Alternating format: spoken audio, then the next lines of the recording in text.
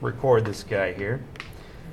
So looking at this mask, I'm just going to kind of walk you through it. We have 16 of the long strips, right? And we're going to be cutting these out. They're about 8 inches long, okay? So you have 16 of those, and then you're going to have 2 just smaller rectangles. This ends up being kind of the majority of the forehead, so you get a nice surface right there. So if you can breathe out of your nose and you don't have a cold right now from the weather this week, you're going to have a triangle spot where you'll always be breathing through your nose. Now, if you can't breathe through your nose, this will just go right over your mouth. So strip number 1 will just go down kind of right over the tip of the nose and then underneath the mouth here on top of the chin at number 3. All right. So for the demo here, I'm going to just follow along with what you see here. The first strip is going to go over the nose, leaving the tip of the nose exposed, obviously the nostrils, so that they can always breathe. Whenever you apply the second strip or a consecutive strip, you need to make sure that you overlap that first one so that they are starting to bind together. All right, so we're going to go step 1, 2. Number 3 is kind of over the chin, and then we'll go up here by the eyebrows and towards the forehead. Eventually, we're going to create this perimeter where 6 and 7 are there. So that goes from the ear up to the middle of the forehead, and then the opposite ear up to the middle of the forehead. That is going to create a border or a perimeter that you don't want to go beyond, so that you have a nice round oval for your mask where you don't have to go back in there and kind of tidy it up and cut it with scissors. All right. And then number 8 is down there underneath the chin. Finally, adding that last strip, which is a little bit smaller, for number 9. And then you repeat that a second time. Once you get into the second layer, again, you're leaving the nose hole open so that they can always breathe. You'll go with 1, 2, 3, 4, 5, all the way through the end. But at that second layer, that's where you want to start filling in all of those little holes that are in the cheesecloth so that the surface of this finished mask is smooth so you can paint it, right? So you don't have to do any priming to this mask before we paint these. They will dry solid with the white plaster on there, all right? And then finally, once you finish with those steps, you're going to take that mask off the person's head. Again, the nose hole is still open there. And then the last thing that you would do is with a final strip, fill in the nose so that it has, the tip of the nose like that. So that's what that's going to look like there. So in order to activate this, I'm going to kind of just prop this up here just a little bit. You can see my bucket of water here. You're just going to dip. I'm going to take my ring off. If you have jewelry, you don't want to get plaster on there. Okay, but you're going to dip the plaster strip into the water, and this is where you activate it. So if you start rubbing that together, you can see that it's getting rid of all those little holes there. Okay. So that's how you're going to do this. And again, we're going to go through each one of these steps here as we go along here. So number 1, again, is right over, if I put this right next to it there, right over the bridge of the nose. So again, imagining this is you. This is going to go right over the bridge of the nose. Again, you're going to have a piece of saran wrap or plastic wrap that will cover your skin to protect you, so you don't have to worry about that. It's not going to be obviously covering your nose or your mouth if you can't breathe that way. So this is going right over the nose here. Now, leaving kind of the tip of the nose exposed. Once it starts to stick to the face, that's where it's going to take the form of your features. So it's really going to look like you guys. Okay. So what you have to do is you kind of have to press it down so that it starts to stick to the contours of the face like that. All right. Then you get a second strip activated. So you dip. Again, you're just rubbing that between your hands like this to fill in all of those little holes in the cheesecloth. This one now is going to go over the mouth, but up towards the cheeks. So what you have is this kind of opening for them to continue breathing through their nose. And again, you want it to connect on the edge over here and over here on the left and the right. I'm just folding this plastic bag underneath so that it'll take the contours a little better. All right, so that was number 2. Number 3 is going to be down here over the chin. Then we're going to go back up above number 1. Now, you have to work somewhat fast because you want each piece to adhere to the last, right? So if it were to dry, that plaster's not going to stick very well to the mask, the surface of the mask. So this one's going down here towards the bottom. And if you feel like it's going a little bit too far, like the roundness of their face is a little smaller, you can always fold those corners back so that you're starting to create a roundness or like an oval shape to their mask or to their face. When we go around the perimeter with 6, 7, and 8, that's where we're going to start creating the oval. But right now, if you feel like it's going past the line of their face, fold that back up on itself, okay? And that plaster is just going to stick together. All right, so that was 3. 4 is going to go up here on the eyebrows. So you have to dip that into the water, activate it. Right, so if this piece of plaster is too long for their face, end to end here, what you do is you just fold it back this way towards the inside of their face, and then you can press it down. So if this is a little bit longer on that left side there, just fold it up like that. So as you're applying it to their face, this is where you want to start forming it to their features, right, to the contours of their face. So you kind of have to press it down. You will kind of be pressing it over their eyes, so you just kind of gently press it into their features like that, on the bridge of their nose, so on and so forth. Okay. As you guys are doing this on Thursday, I'll be walking you through step by step the same process. Right? So we'll all start with number 1 together. We'll put that over the bridge of the nose, and then we'll activate the next strip, go on to number 2, so on and so forth. All right, so that was 4. The 5th one is all the way at the top of the forehead. So you want to overlap them. You can overlap them by about 1 inch. Now here's the deal. If that's going over the forehead and it's going to go into their hairline or outside of their face, fold that back. So you're kind of already creating an edge to this mask. Now that we've got number 5, we're going to do something different for 6, 7, and 8. We're actually going to fold the piece of plaster hot dog style like this, long ways, and then the folded edge, right, will be on the outside of the mask. So before you fold it, you're going to activate it. So again, this is what we're going to do for 6, 7, and 8. So I fold it this way, hot dog style. That's going to be double thick there, so it's going to be reinforced. What I do is I start from the kind of the ear, and then I can fold, or I can kind of curve this around, creating the oval of their hairline, right? So imagine this is on the person's face here. Their hair would start past their forehead there. If you see any of your other layers behind there, fold them back in on itself. Now I've got this nice clean circle or oval to the perimeter of the face. So that was number 6. I'm going to do the same thing here for number 7. So hot dog fold, reinforce it. This can be kind of tricky sometimes once you activate it. So you got to fold it this way. Again, that double edge, the folded edge here, is on the outside of the face. So I'm going kind of from their jaw or their ear up towards the middle of their forehead. Just like that. And then again, you got to press that into the surface of the mask. Why can't we do just like one big sheet? Well, you're kind of making the mask more and more sturdy as you do the layers.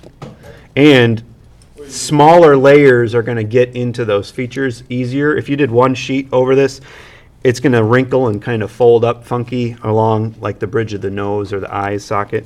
So having those smaller strips are going to get into some of those harder areas to give you more detail. But good question. All right, then the last one for this first layer, before we do the smaller one over the forehead, is think of it like a chin strap on a football helmet there. So it's going to go from ear to ear, starting underneath here. And you don't want to go too far into their neck, right? But just kind of underneath their chin up to 6 and 7, right? Those two that were over in this area. So now that I've connected that, this is the first, almost the first layer done. I can kind of go back in there and rub any areas that look like they're folded or wrinkled. If you find a little loose string, don't pull it. Just kind of rub it down into the surface of the mask, because that's part of the cheesecloth. If you pull that string, likely you're going to pull the whole strip off the surface of the mask there. All right, so that was 8 down here underneath, which goes all the way up to kind of ear to ear. And then the last one is one of the smaller strips. So you have 16 of those longer strips and 2 of these smaller ones. This is just going to cover kind of the majority of the forehead, so you have a nice surface to paint on. And then again, you want to get rid of all those little holes that you have in the cheesecloth. That's really what layer 2 is going to do. Plus, a single layered mask is not as sturdy. Let me see if I can find one. I don't know if I have one that's just a single layer. Most of these were demos with 2 layers, but you can kind of see that this mask, I think it was 2 layers, but it has a little bit of flexibility to it. Okay, that's what's going to happen if you only have 1 layer. Okay, that plaster is not going to be as sturdy as 2 layers. This is 2 layers here, so you can see how much sturdier it is. All right. So that was all of those steps. Now you're just going to go back in there and repeat. So starting with number 1. This is where it's important to really work on the surface of the mask. So you can see your hands, you've got some extra plaster that you can actually kind of scrape up there and apply to the mask to fill in any holes that you see in the cheesecloth. So if you've got some cheesecloth that looks like there was an empty space in there, the plaster didn't fill in, use that extra plaster that you have on your hand. So again, we're starting with number 1, right over that same one, leaving the airway open there. Also, this is important. Now that you've created that perimeter, right, if that strip goes past your perimeter, just fold it back so that it's within the boundary. Then I can go in there and start to smooth out the surface. Anything that looks like a wrinkle, I can try to smooth that out, fold it out, just like this. I really want to get rid of all those little pinholes inside the cheesecloth.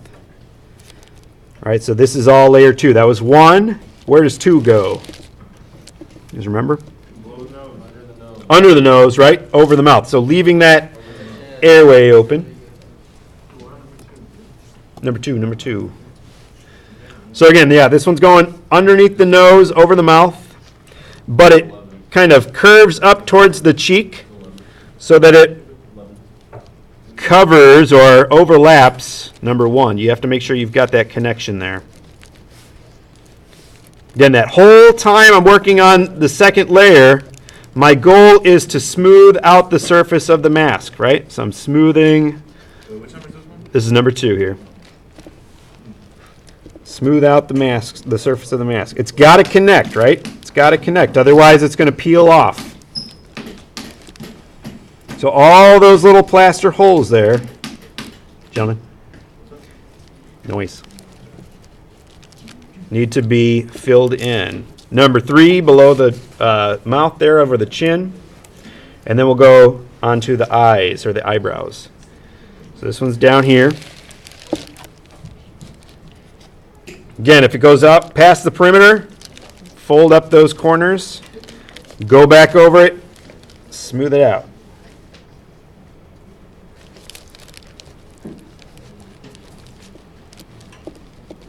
Depending on how fast we go, we can kind of judge at the, how it's drying. Right now, it's still really wet, so that it's going to have some flexibility there. You're going to have to let it sturdy up and dry before you take that off of their face.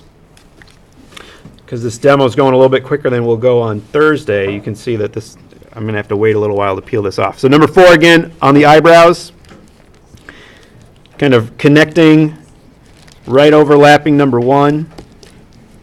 5's up top there. And you'll find too that some people's faces do not need as many of these plaster strips. If they've got a smaller face, you're not going to need a 5th strip up there. You can just go right onto the perimeter and start from the ear up to the forehead on both sides.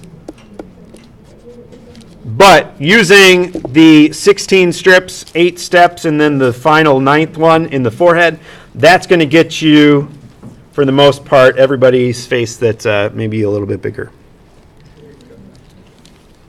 So number 5 at the top there, notice that I'm folding those corners over so they're not sticking outside of the perimeter of the face here. We'll definitely be able to get this demo in before lunch. When we get back from lunch, our goal is going to be coming up with our thumbnail designs, kind of creating the mask then. So notice too that I'm pressing it in so I can get those eyes to show up, right? Over the eyebrows, filling in those holes there. This second layer looks really smooth at this point.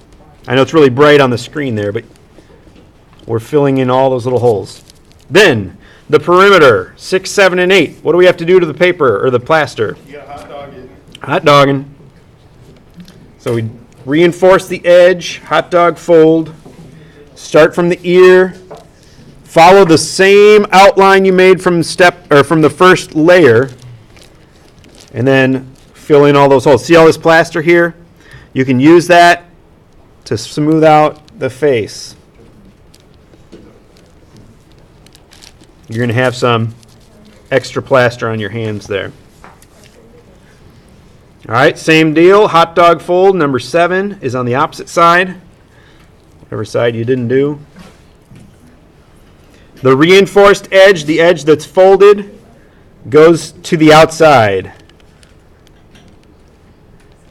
We're going around the top there.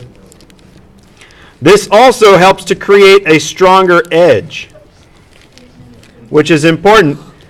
As your mask is sitting on the table, or if you create a hanger so that it's hanging on the wall, the edge is going to be much more sturdy this way when you have those reinforced double folds there. The last one goes around the chin, and then we'll do the forehead strip, and I'll show you how we do the nose. The nose can be a little tricky. That's after you take the mask off off the person. You're going to take the mask off their face first before you do the nose.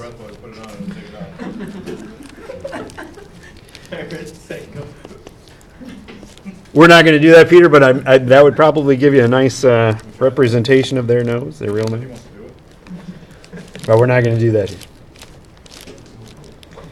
There are artists that use this method. One of the guys' names is George Segal.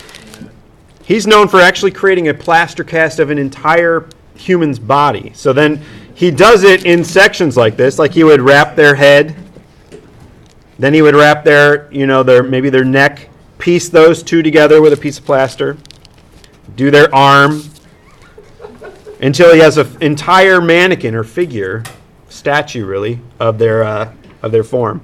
So the last one, right, number 9, goes over the full forehead, and you're smoothing in all of those little holes there. At this point, you want to check for any soft spots or areas that need to be pressed into that person's face. But at this point, it should have really kind of sucked into their features. Right, so you can feel their forehead shape, their eyebrows, their eyes, their nose. Right, their mouth is under here. You can kind of make sure that that's going well. So, at this point, you're going to have them close their eyes. And again, this is just a piece of plastic, but yours will be saran wrap. And you're going to lift it from the forehead, not from the chin, this way. So it's going to pop off of their their face there, just like this. Okay. And then you're going to lift that up. Now, if the plastic comes with it, go ahead and keep that on there, and then you can peel it off from the back like this. Okay. So if we're on the screen there, you're just peeling it off the back. Now, like I said, this was a little bit quick, so this mask has to dry out. Otherwise, it's going to lose its form here. It has a little bit of flexibility in there. But the last thing that we'll do is fill in this little nose piece here. And all you need is one long strip. So I guess instead of 16, like I said, you'll need 17. So we'll write that number down. You guys are getting your strips there. But you just take one strip, like this, one strip. You're going to fold it in half so that that's your 2 layers, and that's going to go over the nose there. But you got to activate it. Fill in all the holes on the cheesecloth. We got plenty of time here till lunch. Right? So you're filling in all those holes. And just like you've done before, you want to make sure that that's smooth, because this is going to be the tip of this nose here. So what you'll do is you'll lay that over the mask like this. Again, this is off of their face now. They've kind of sat up and are cleaning off any plaster that might be on in their hair or something like that. You'll have aprons though, so don't worry about that. So notice now that this looks very flat from the side. What we have to do is from the back, use the tip of your finger there to kind of pop the nose out just a little bit so that it has that roundness, okay? And you can kind of judge at the shape of their nose. Now, the mask itself should have kind of found the contours of the bridge of their nose, their cheekbones and all that. So the nose, really, all you have to do is pop out the tip of the nose there. And then what you have to do is kind of just swivel, kind of turn it a little bit. Otherwise, if you pull that nose out too fast, it pops back in, right? See that? So if I pull that too fast, it just pops in. So in order to get that to kind of stay right where you want it, you have to kind of swivel while you go, and then just let that dry just like that, okay? So the tip of the nose can be a little tricky, but I'll help you out as we do this here.